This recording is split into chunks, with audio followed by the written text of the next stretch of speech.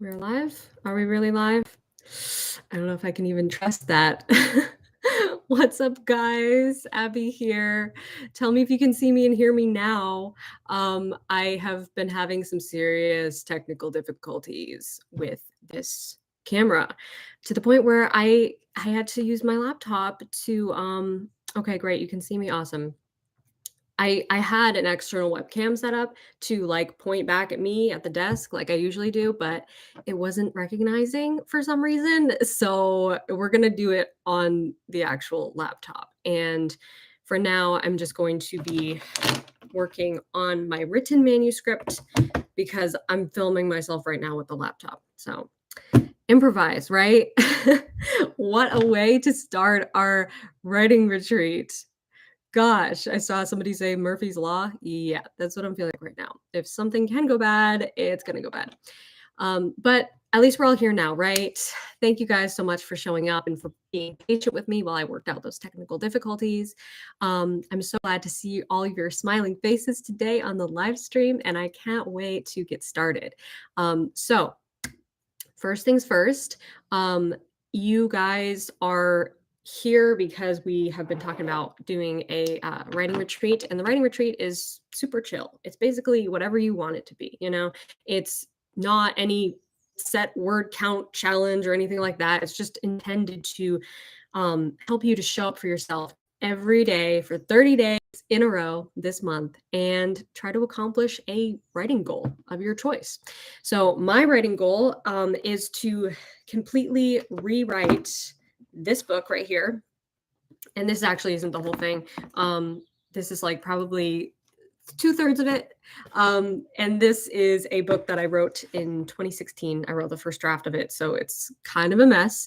But I'm looking forward to writing it and rewriting it and revising it and making it something beautiful that I can share with you guys. So I'm going to be working on that today. And because my technical difficulties messed me up, I'm not going to be writing new stuff. I'm just going to be going through the old stuff. And probably at some point I might grab my laptop and do some writing on there. We'll see. But anyway, the way that these live streams are structured is you guys and all of us write for about 25 minutes. Then we take a small break where we chat about our stories and I answer your questions. And we're going to do 3 writing sprints like that and 25 minutes each, 5 to 10 minutes off. And yeah, that will be our 2-hour writing session. So let's get started. I'm going to set a timer on my iPad because I feel like I'm using my laptop for too many things. So let's do it on the iPad. And that way we can actually all see it. Timer.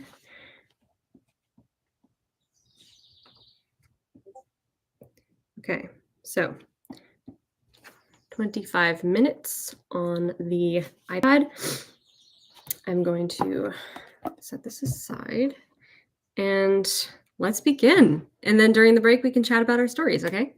And if you are in the Discord community, by the way, guys, if you're in the Discord community, I'm going to go ahead and start a sprint there. And the way you get into the Discord community, if you're not in there, is to join my Patreon at any level. So I just started a writing sprint in the writing sprints area of the Discord. So if you're hanging out in there, you can join that. I'm going to go ahead and join it. I'm just going to say that I have 0 words, but I'm obviously not writing. I'm revising. Okay, let's go. Oh, I guess I said I was going to do that in 5 minutes, but whatever. It's a little bit off because I'm discombobulated. Let's get started.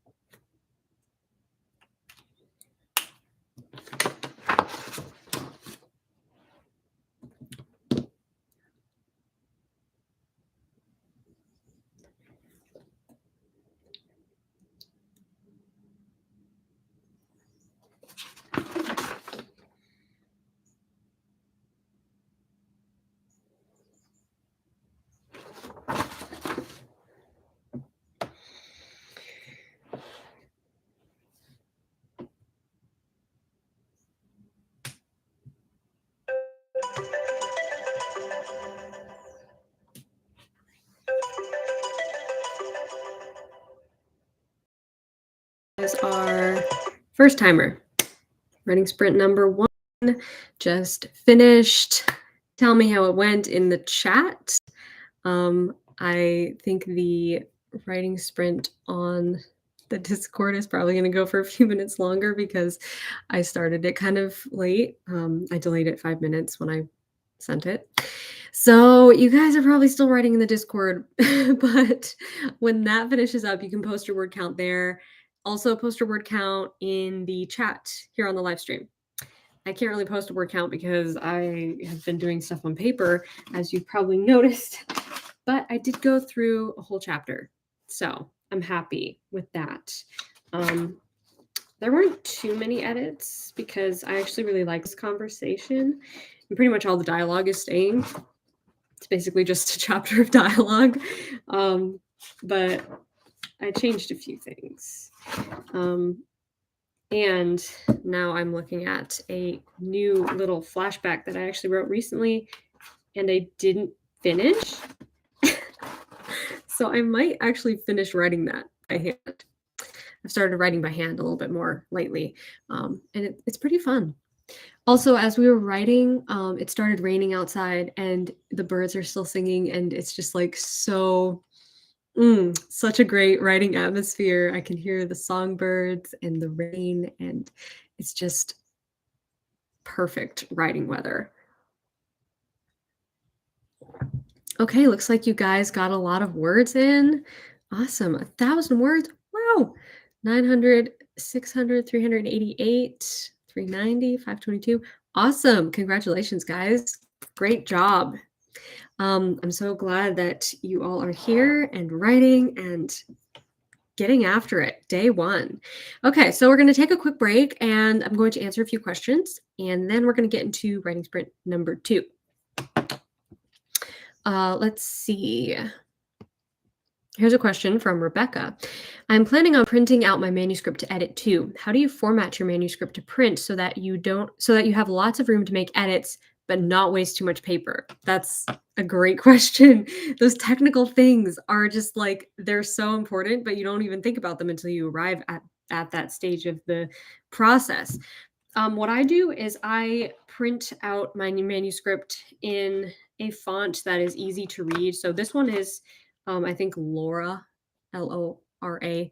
That font is what I have printed this in. I also like Adobe Garamond Pro is easy to read. I usually pick a standard easy to read font like that. And I usually do like size 12 and 1.5 spacing. So not too big of spaces, but enough space that I can like write in the margins. Um, so like you can kind of see here on my manuscript that I've written in between the lines, and that is really helpful. You want to make sure that you have enough room to write in between the lines. But I also do things like I go through the document and make sure that each chapter starts like at the top of the page and doesn't have like a bunch of blank space. And I try to just eliminate too much blank space whenever I can, so that I'm not printing out like extra pages with only like one line on them, you know? So going through it and formatting that can be helpful. Also, sometimes I will have a chapter break and I'll just put like a line so that the next chapter can begin on the same page. So that way it's not wasting extra paper. Um, okay. Also, some printers, I don't really know how to do this, but some printers can print double-sided. So that's another thing you might want to look into doing. Let's see.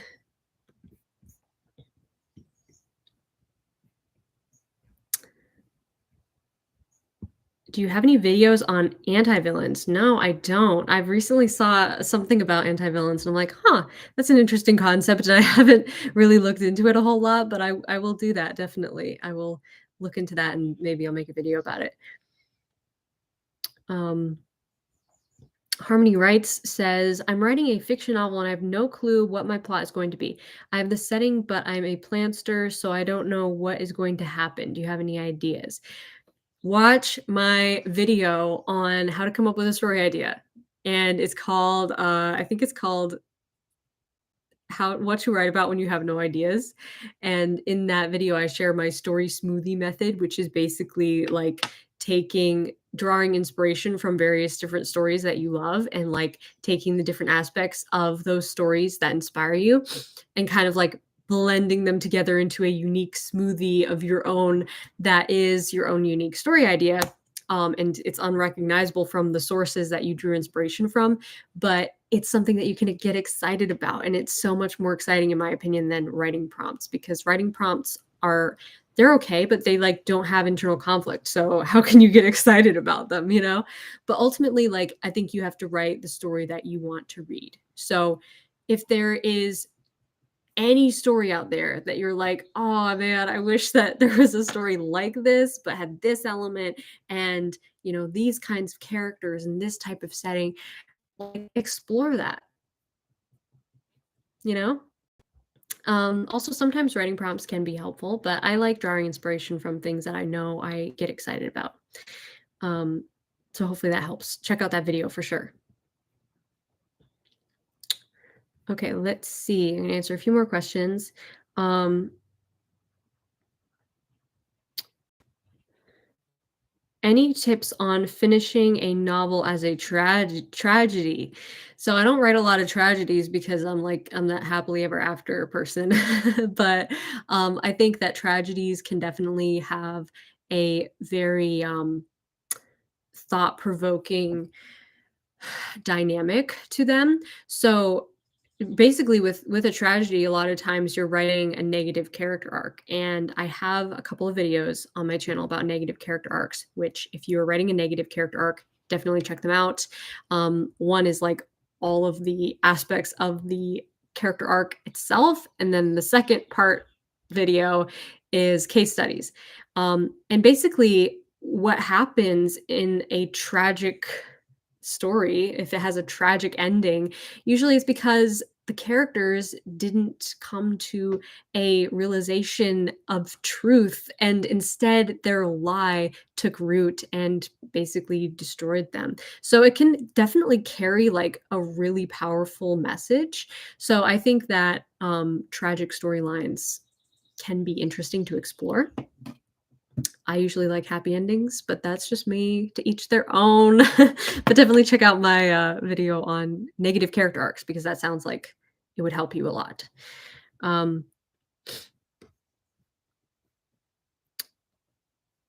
Super chat just came in. Thank you so much from Layla Song. And by the way, guys, I forgot to mention this, but if you're new around here, super chat is a fun way to support what I'm doing on my channel while we're here on the live stream. And it's the dollar sign icon next to the chat box. all of the donations go directly to supporting my channel and supporting my content so I can continue delivering amazing videos and content to you guys every week. So thank you again to everyone who gives super chat today. Layla says, how do you stop from editing during the first draft? This is hard. I'm not gonna lie. This is like, I do this a lot. I have a hard time not editing when I'm writing the first draft. But over the years, I've kind of adapted to be okay with that. And I understand, like, if it slows you down and you really want to just like crank out the words, there are ways to avoid it. My favorite way to avoid it is to use Scrivener. If you're using Scrivener and you go into composition mode, you can turn on the focus line tool. And basically what that does is it just focuses this one paragraph or this one line that you're writing, and all the rest is like grayed over. So everything that you've written previously is like grayed over, and you can't really it's not as in your face. So you don't feel the need to scroll back and read it. You like can't read it unless you scroll back, and then it highlights itself. But it helps to keep your focus like on this one highlighted paragraph or this one highlighted line. So I find that to be super helpful. But as far as like just as a general rule, more and more over the past few years, I have edited as I write the first draft, and it actually helps me. Like, it makes me feel more um, confident in what I'm writing, and I actually like it better. Um, and I noticed that if I feel more confident in what I've just written, like, okay, that was good. I edited it a little bit and it's good now. Then I feel more excited to move forward. So I would say just gauge it. Like, just because other writers may tell you don't edit while you're writing the first draft doesn't mean it's the best thing necessarily for you. So see what works best for you. I can understand if you want to write really fast, not wanting to go back and read things, but it's really a preference thing. Let's see. Oh, another super chat came in from Dark Solid X. Abby, I know my problem. I have trouble writing chemistry between the characters, whether it's friend or foe, and make it interesting. Any advice? So, chemistry between characters. It's one of those things that's like subtext. It's difficult to get a grip on it, you know? Um, but I think it comes from really establishing each character's voice and their personality and their relationships with each other. So this is something that I've recently started doing in addition to all my other outlining. And I actually haven't talked about this on my channel at all. So this is like brand new technique that I'm sharing, but I'm sure other people have done it. So I don't claim any special rights to it. And basically what it is to write out a kind of an outline separately of a character's relationship with another character. So it could be anybody. It could be a love interests relationship, or it could be a brother sister relationship, mother daughter relationship, father son relationship, any relationship that you have going on in your book that you're going to be exploring a lot of. What is their relationship like? How do they see each other? What are the issues that they have with each other? What are the miscommunications they may have? How do they think the other person looks at them, and vice versa? And this is something I started doing actually for this book right here that I'm revising, because I wanted to explore the nuances of all my characters' relationships um without necessarily like figuring out, okay, where do I put that in the outline? Like, I just want it to kind of exist, you know? Like, if you're stepping into this world and these characters have been around for a long time, having these relationships with each other.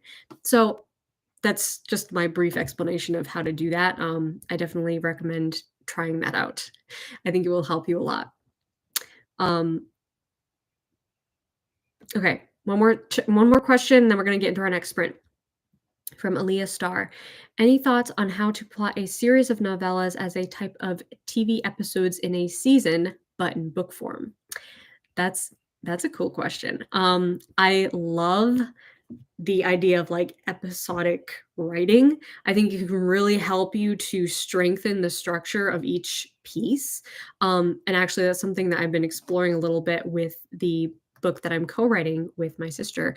And it just the structure of it is kind of in my mind, I'm seeing it a little bit like a season of a TV series, and each episode being like there being multiple episodes in the book. So basically, it depends on, like, the style and the structure that you're going with, but making sure that each episode has a clear beginning, middle, and ending, okay? A clear inciting incident, something that kicks off the action and then builds tension, and then maybe towards the midpoint, we have, like, a crossroads moment, sort of like, how I talk about in the scene card video.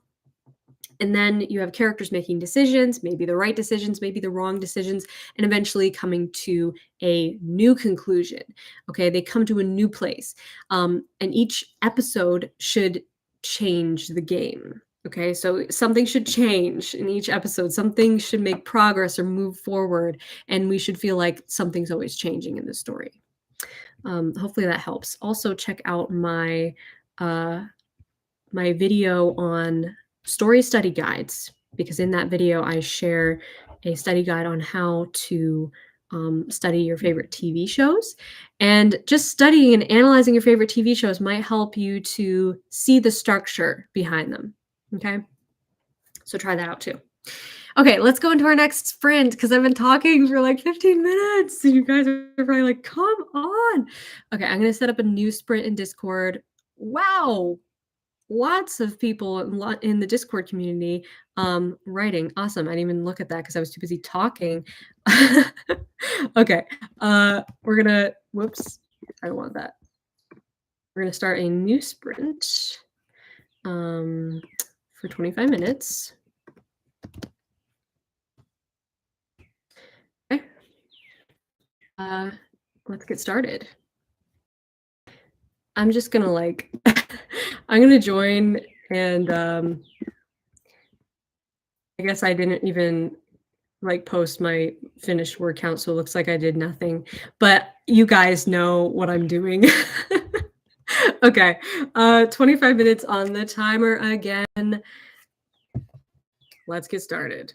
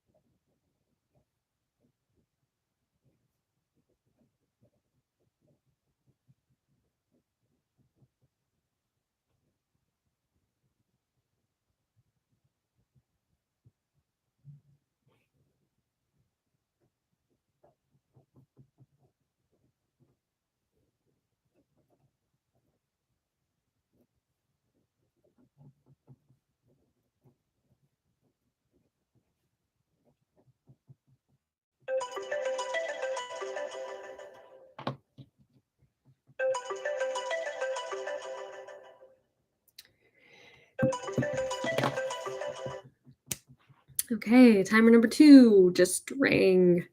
End of writing sprint number 2. Tell me in the chat how it went. How did the sprint go? Let's see. I wrote actually quite a bit, but I don't even know how many words. So I'm gonna say that it was 500, just estimate.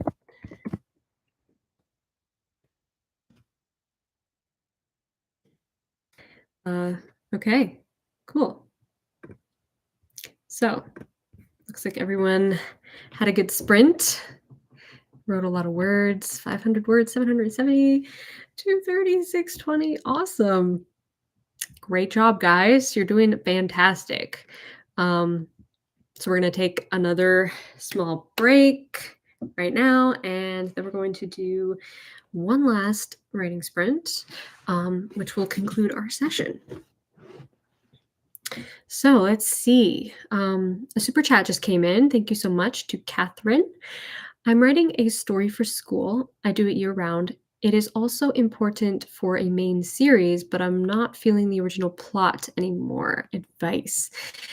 So this can be tricky when you done like a lot of brainstorming or even writing on a project. And I was kind of feeling the same way about this book that I'm writing now.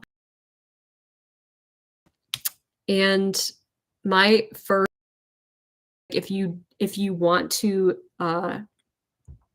work with what you already have and just make it something that you really love, try to incorporate some new ideas into it in a way that would make it attractive for you to write. Like, what would make this story really fun and like irresistible to write?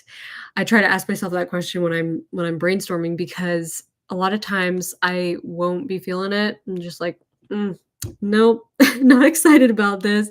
And what really helps me is to just like find a way to freshen it up with something that I do love to write. So a good way to start figuring this out is to actually like make a list for yourself of what it is that you really enjoy writing. Like, what's the most fun, self-indulgent thing to write for you or to read, and see if you can incorporate those aspects into this story.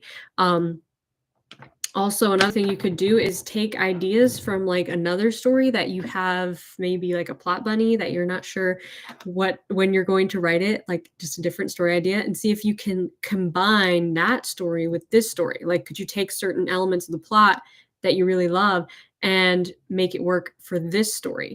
That also might be a fun way to freshen it up. Let's see.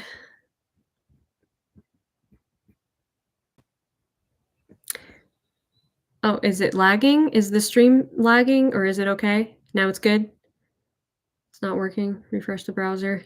Eee! Hopefully my Wi-Fi isn't dying on me. Let me know in the chat if you can still see me.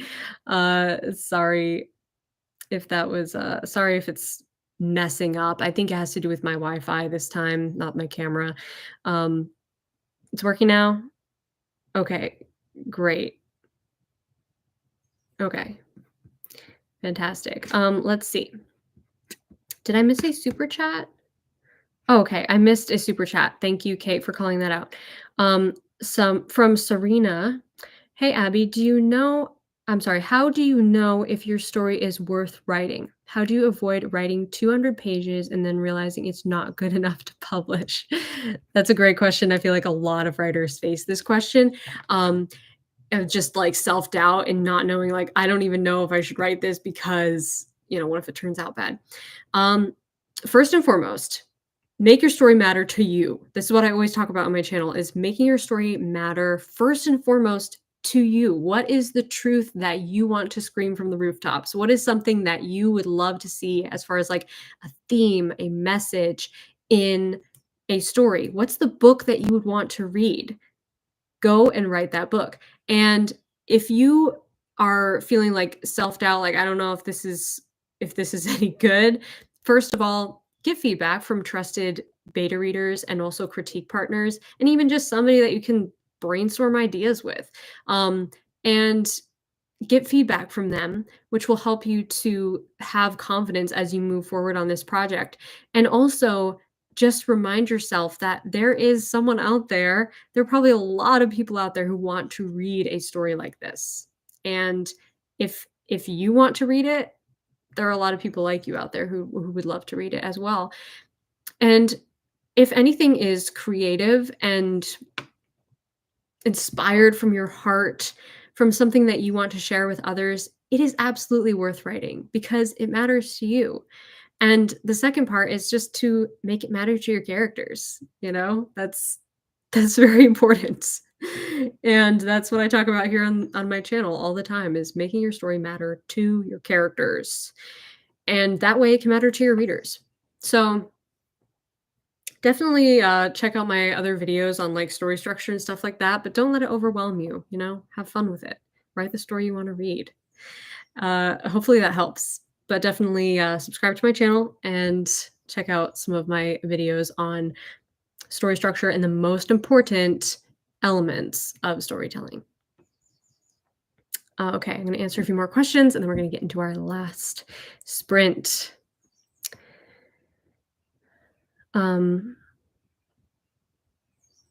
Let's see. My story is first person point of view, but there's a scene where the main character becomes unconscious. What do I do?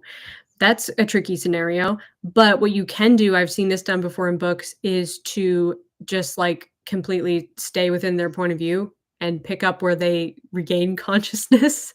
And that can kind of leave us in this place of suspense of like mystery, what happened, and feel very deep within the character's point of view. Another thing you could do is have alternating point of views throughout your book, and then it can switch to another character when the first character goes unconscious.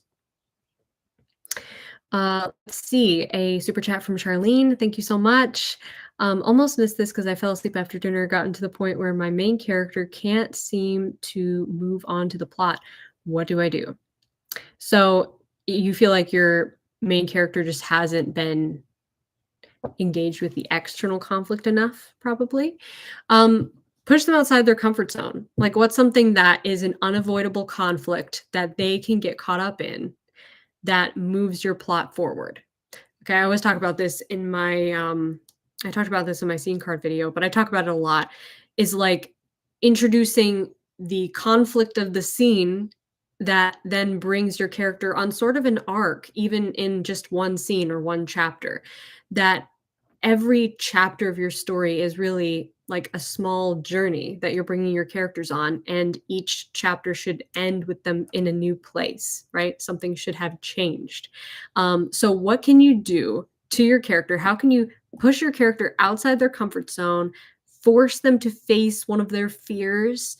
How can you force them into the external conflict?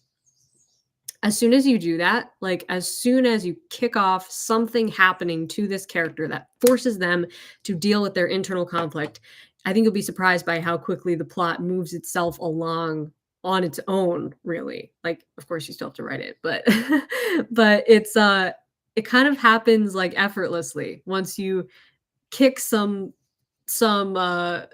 into gear, you know? Once you kick the plot into gear, the dominoes will start falling. Um, okay, I'm going to answer 2 more questions, and then we're going to get into our next sprint. Let's see.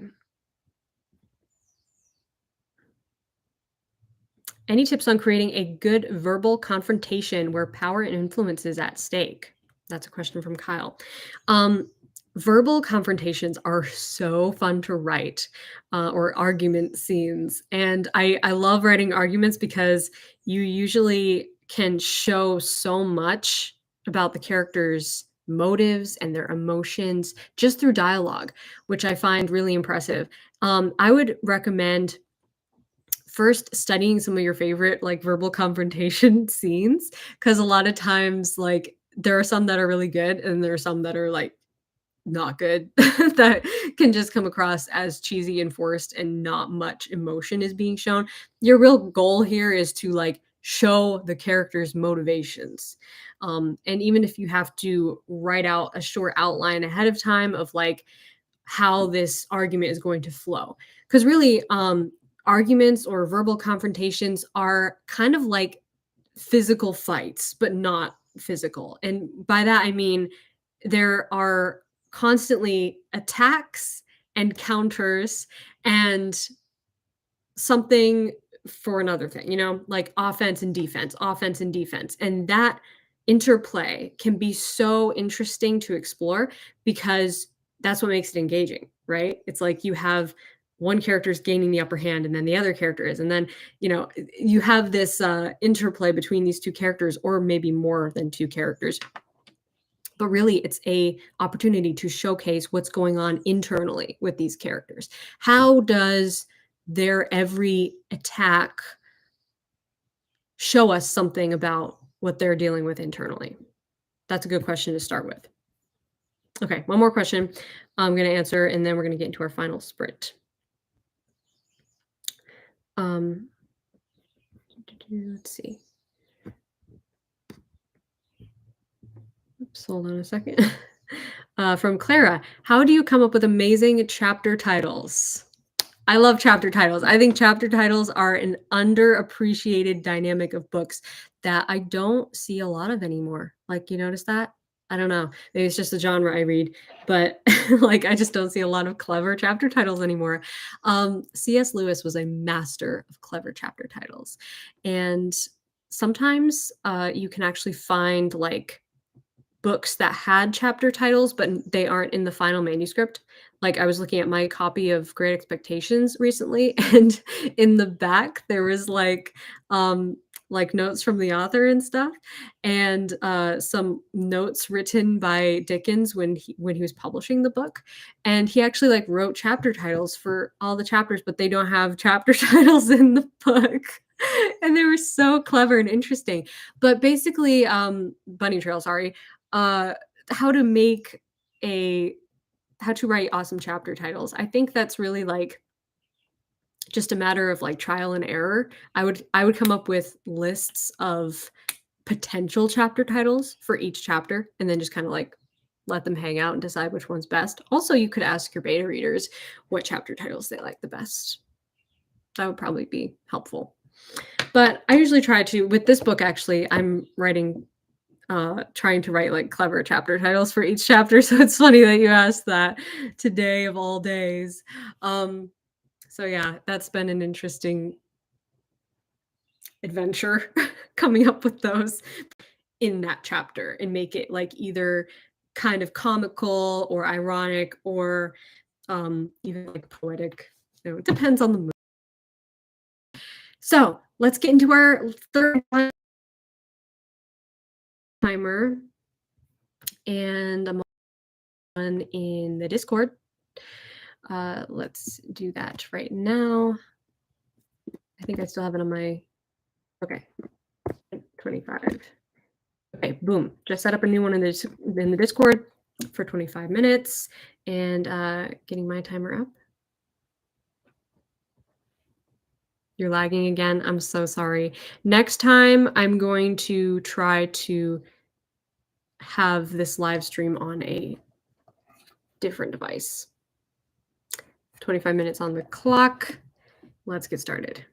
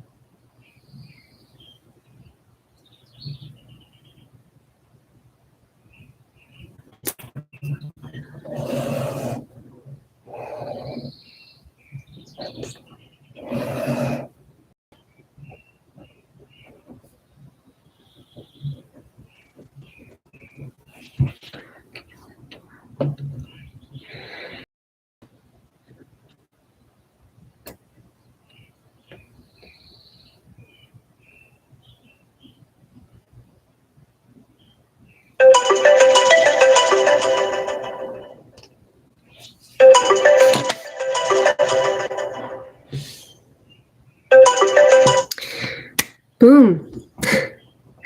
There is our third timer. And hopefully your third and final writing sprint went well. Mine went well. I got through like these chapters are really short, so I got through like a lot, which is cool. See, I didn't really finish writing the flashback. I wrote some of it, but then I kind of got stuck, so I just moved on. This book has like some interesting little like bonus elements. It has like text conversations and stuff inserted in between the chapters, so maybe that's what helps me feel like I'm getting through a lot of it really fast. But other than that, I got through, let's see, 1, 2, 3, 4, 5 chapters technically. So I'm pretty happy. I'm happy with the progress I made. Looks like you guys have made a lot of good progress on your works in progress. Let's see, a super chat just came in. Thank you so much. From Adam. Happy June, Abby. As I prep a project for July in NaNoWriMo, this is the question that occurs to me. What are the key ingredients for a strong friendship between characters? That's a good question. I think one of the most key ingredients for a strong friendship between characters is a story or like an understanding of friendship started. Like, where did it come from? What was the pivotal moment really that brought these two characters together? Like, what did they maybe have in common, or what experience did they go that forged this relationship to begin with? Really, all relationships that are strong, whether they're friendships or even romantic relationships, are dependent on an element of trust and really like just a deeper level of understanding between the two people. And this goes obviously for real life relationships as well. But if you experience joy with this person and you also trust them, that's like the foundation for a good relationship. So showing that element of trust and having these two characters feel like they can be themselves with one another, and really understanding like where they came from, like where did it begin. Even writing that backstory scene, even if it happened in the past, writing that backstory scene can help you to really sharpen their friendship and make it feel real, you know. I've also seen a lot of good articles on writing character friendships and just some elements that can really make it feel more authentic. Like banter is one of them that I really like. Like sarcastic banter can really show the reader kind of the depth of their relationship and how they're comfortable with each other and just have a great friendship. And I love writing friendships so much because I feel like that's a story element that I think is kind of underappreciated. Like I want more friendships, platonic friendships in books. So hopefully that helps.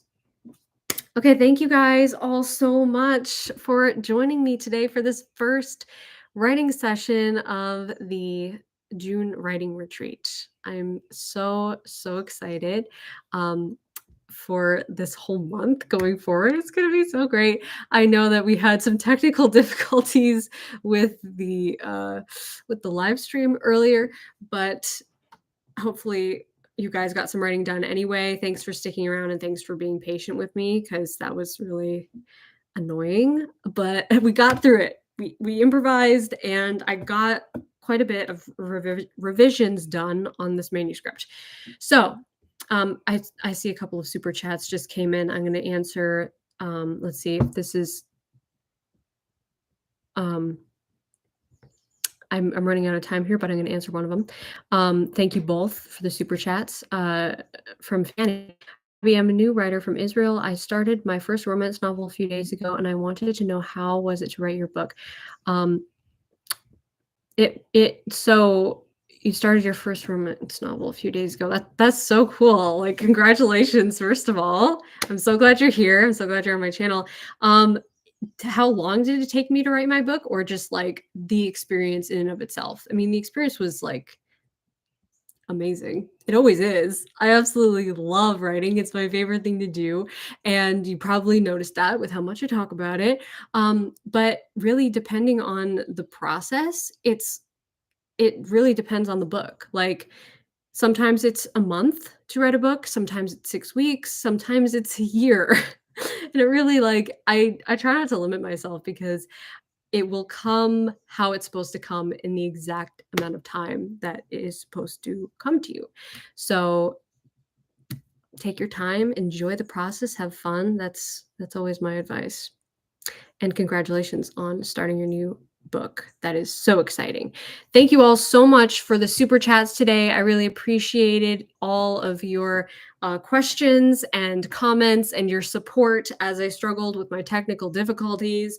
Thank you for being patient with me and for attending this live stream. The next live stream is going to be on Sunday. So this coming Sunday, I'm probably going to do like an afternoon writing session, but we'll see what happens. Okay. Each writing session be a little bit different as far as time zone goes.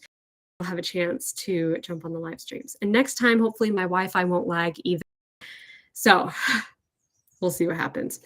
But if you're in the Discord community, I'm going to be in the Discord probably for the rest of the day, writing, working on stuff. So you'll see me in there. And if you haven't joined that yet, you can join it by joining my Patreon at any level. Link is in the description of this live stream if you want to get in on that. So if you're in there, I'll see you then. If not, I will see you on Sunday. Okay? Until then, my friends, rock on. Shh.